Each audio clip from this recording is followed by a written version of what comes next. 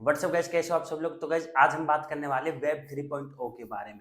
Web 3.0 होता क्या है? तो गाइस सबसे पहले तो जो हम इंटरनेट इस्तेमाल कर रहे हैं वो हम आज के दौर पे इस्तेमाल कर रहे हैं वेब 2.0 का। लेकिन एक टाइम था जब वेब 1.0 था। वेब 1.0 मतलब है जिसमें ओनली कोई फोटो वीडियो कुछ भी नहीं होता, ओनली टेक्स्ट, मतलब जो लिखा हुआ हम देख सकते थे ओनली। पहले इंटरनेट से अखबार के तौर पे इस्तेमाल किया था। कोई नॉलेज लेनी है हमको तो अखबार की तरह उसमें कुछ सिंपली लिखा लिखा हुआ आ जाएगा, वो पढ़ो और अपना काम चला लो।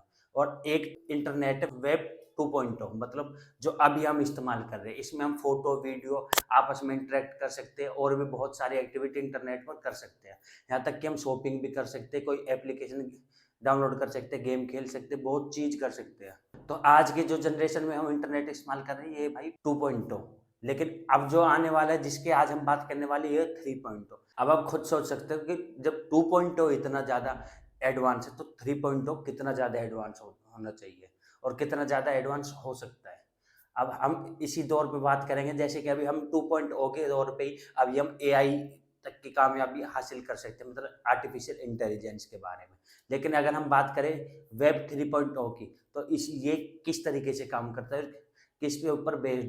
तो सबसे पहले हम आपको ये बताने जा रहे हैं कि हमको वेब पॉइंट 3 का आइडिया कहाँ से मिला। जब वेब 2.0 से हमारे इतना अच्छा काम चल रहा है तो हमको वेब 3.0 की क्या जरूरत पड़ी। तो वेब 3.0 शब्द का इस्तेमाल सबसे पहले 2014 में हुआ था, जो कि किया था इथेरियम क्रिप्टो करेंसी के सीईओ ने, जेविन वुड। इन्होंने हमको इस चीज से रूबरू कराया कि वेब 3.0 की हमको क्या जरूरत है और इसको आने के बाद हमारी दुनिया कितनी ज्यादा एडवांस हो जाएगी। जैसे ही उन्होंने वेब 3.0 की बात हुई तो पूरी दुनिया में हलचल मच गई और सबके माइंड में ये आने लगा कि हमें हमको वेब 3.0 चाहिए। बहुत से लोग इसके खिलाफ भी खड़े हुए, बहुत से लोग इसके पक्ष में खड़े हुए, बहुत से लोग इसकी तारीफ करते, बहुत से लोग इसकी बुराई करते नहीं थकते। तो मैं बताऊंगा कि वेब 3.0 किस तरीके से काम करेगा और किस हद तक ये सिक्योर माना जाता है। तो सबसे पहले तो ये एक डिसेंट्रलाइज इंटरनेट होगा, मतलब इसमें कोई एक ही कंपनी इसका पूरा अधिकार इसको नहीं जमाएगी। जैसे वेब 2.0 में कोई कुछ कंपनियों ने इस पर पूरा अपना अधिकार जमाया हुआ, जैसे गूगल, फेसबुक, इन्होंने पूरा इंटरनेट अपने काबू में किया हुआ है और जैसा वो चाहे उस तरीके से इंटरनेट को चेंज कर सकते हैं और हमारे लोगों का डाटा चोरी करते हैं, उसको अपनी कमाई के लिए इस्तेमाल करते हैं। हमारा डाटा किसी भी गलत काम के लिए वो इस्तेमाल कर सकते हैं, उनके पास इतनी ताकत आज के टाइम पे आ चुकी है और हमारा डाटा चोरी करके वो इस हद तक अमीर हो चुके हैं कि आज दुनिया के सबसे अमीरों में उनकी गिनती होने लगी है। दूसरा है ओपन सोर्स। ओपन सोर्स मतलब सबके लिए समान है और इसकी सारी जितनी भी शक्तियां हैं सब में बराबर है, सबका बराबर हक है। इसमें हम अपनी तरीके से एक टीम बना के एक लोगों का ग्रुप इसमें किसी भी तरह का बदलाव करने के लिए सक्षम है। मतलब पूरी पावर पब्लिक के हाथ में, वो किसी भी तरह से इसमें बदलाव कर सकती है और इसको जिस जैसा चाहे वैसे इस्तेमाल कर सकते हैं। और तीसरा है ब्लॉकचेन। ब्लॉकचेन अभी तक का सबसे सिक्योर नेटवर्क माना गया है। अगर कोई भी डाटा ब्लॉकचेन में हम सेव करते हो तो वो काफ़ी हद तक सिक्योर माना जाता है। तो ये वेब 3.0 एक ब्लॉकचेन के ऊपर ही बेस्ड होगा। अब इसके बहुत से फायदे भी है, मैं आपको इसके फायदे से रूबरू कराता हूँ कि इसके क्या क्या फायदे हैं। तो इसका सबसे पहले फायदा कि हम इंटरनेट को एनोनिमसली, जैसे गुप्त रूप से हम इसको इस्तेमाल कर सकते हैं। अगर हमको आज के टाइम पे अगर हम कोई वेबसाइट यूज करते हैं तो हमारा डाटा का इस्तेमाल करती है और हमारे मोबाइल में कुछ कुकीज छोड़ देती है। वेब 3.0 में हम इसका गुप्त रूप से इसका इस्तेमाल कर सकते हैं बिना अपनी पहचान बताए। इसका दूसरा फायदा है सेल्फ गवर्नेंस, कि इसकी जितने भी रूल है वो पब्लिक के हाथों में होंगे, ना कि किसी गिने चुने किसी कंपनी के हाथ में। जैसे वेब 2.0 में आज के टाइम पे फेसबुक, गूगल हमारे लिए रूल बनाते और उस रूल के हिसाब से हमको चलना पड़ता है। लेकिन वेब 3.0 में ऐसा कुछ भी नहीं होगा। इसका पूरा अधिकार पब्लिक के हाथ में होगा कि वो किस तरीके के डाटा शेयर करना चाहती है, क्या डाटा उसको शेयर नहीं करना। और कोई एक कंपनी का दबदबा इस इंटरनेट की दुनिया में नहीं चलने वाला। और इसका तीसरा फायदा बेटर सर्च। इसमें हम और भी अच्छे तरीके से सर्चिंग कर सकते हैं, किसी भी अपने इन्फॉर्मेशन हमको निकलवानी तो आज के टाइम पर, हालांकि अब एआई आर्टिफिशियल इंटेलिजेंस से बेस्ड जैसे चैट जीपीटी, बार्ड एआई आ चुके हैं मार्केट में, जो हमको ज़्यादा नेचुरल वे में हमको हमारा जवाब देते हैं। लेकिन वेब 3.0 में ये कॉन्सेप्ट और भी ज़्यादा नेचुरली होने वाला है और हमको अपना सवाल का जवाब बहुत और भी ज़्यादा नेचुरल तौर पे हमको मिलने वाले हैं। जैसे कि वेब 2.0 में इस चीज़ की शुरुआत हो चुकी है। अब आप खुद सोच के अंदाज़ा लगा सकते हो कि वेब 3.0 तक इसमें कितनी ज़्यादा इम्प्रूवमेंट हो चुकी होगी। और इसका अगला फ़ायदा कि एड्स में जो हम एड्स आज के टाइम पे देखते हैं वो हमको पसंद नहीं होते बिल्कुल भी, लेकिन हमको मजबूरी में देखना पड़ता है। लेकिन वेब 3.0 में ऐसा कुछ भी नहीं होने वाला। जो वेब 3.0 में जो हम एड्स देखेंगे वो हमारी पसंद के अनुसार हमको एड्स दिखाए जाएँगे।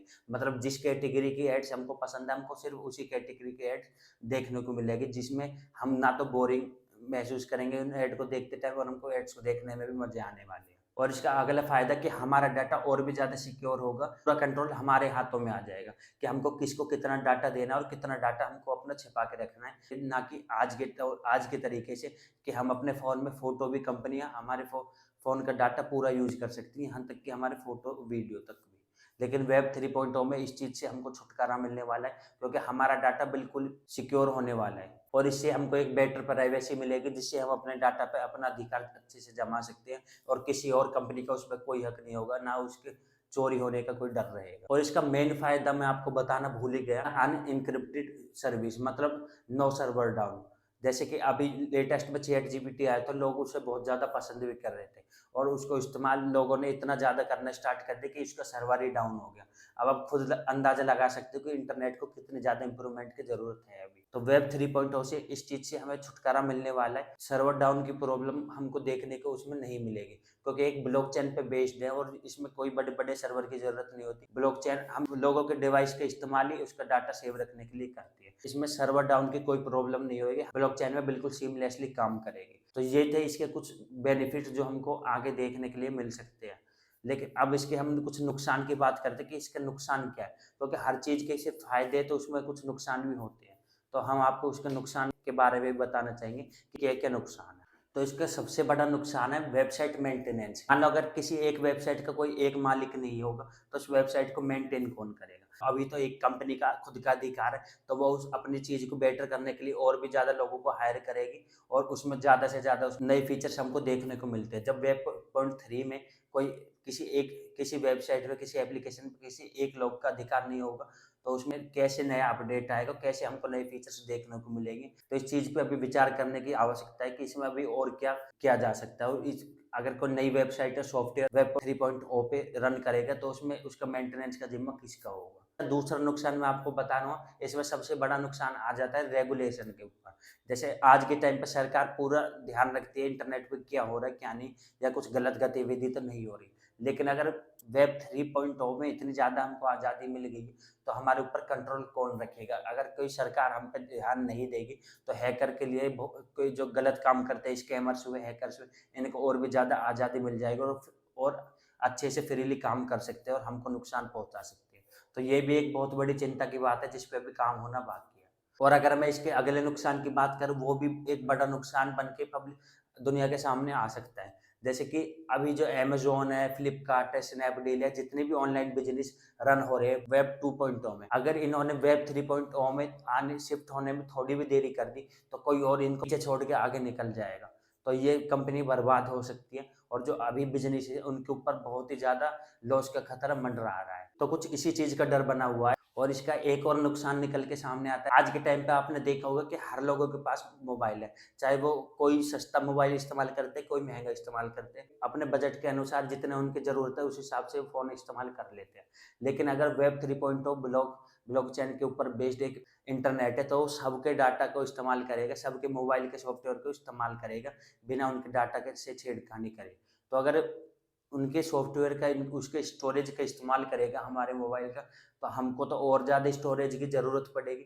तो इसके लिए वेब 3.0 के लिए हमको शायद और हाई एंड मोबाइल की ज़रूरत पड़ सके। तो लेकिन गरीब आदमी या मिडिल क्लास फैमिली उसको ज़्यादा अफ़ोर्ड नहीं कर सकते। तो एक प्रॉब्लम वाली बात बन के सामने आ सकती है हमारे, तो इसके बारे में भी एक विचार करने की अभी ज़रूरत है। तो इसका एक नुकसान और निकल के सामने आता है, जैसे कि जितनी फ्रीडम हमको मिल रही है, तो हैकर्स और स्कैमर्स का क्या? मान लो जितनी फ्रीडम हमको मिली, तो उससे ज़्यादा फ्रीडम तो उनको मिल गई जो इंटरनेट का इस्तेमाल गलत कामों के लिए करते हैं। अगर आज के टाइम पे हमको इतने ज़्यादा फीचर्स देखने को मिल रहे हैं, और हम हमारे ऊपर अभी तक इतनी ज़्यादा रेगुलेशन थी, उसके बाद हम इतने फ्रीली इसको इस्तेमाल कर सकते हैं। लेकिन अगर वेब 3.0 में कोई रेगुलेशन नहीं रह जाएगी, तो इसमें गलत लोग इसका और भी ज़्यादा इस्तेमाल करना शुरू कर देंगे, और ये हमको और ज़्यादा नुकसान करने की कोशिश करेंगे, जो कि हमारे लिए बहुत ही गलत बात हो सकती है। तो इस चीज़ पे भी एक प्रॉपर एक इश्यू उठ सकता है। वेब 3.0 को आने से पहले इसमें एक प्रॉपर रेगुलेशन की जरूरत है। तो गाइस बस आज के लिए बस इतना ही, मिलते हैं इसकी अगली वीडियो में। अगर आपको आज की वीडियो अच्छी लगी तो प्लीज इस वीडियो को लाइक कर देना, चैनल को सब्सक्राइब कर देना। मिलते हैं इसकी अगली वीडियो में, जब तक के लिए बाय, जय हिंद।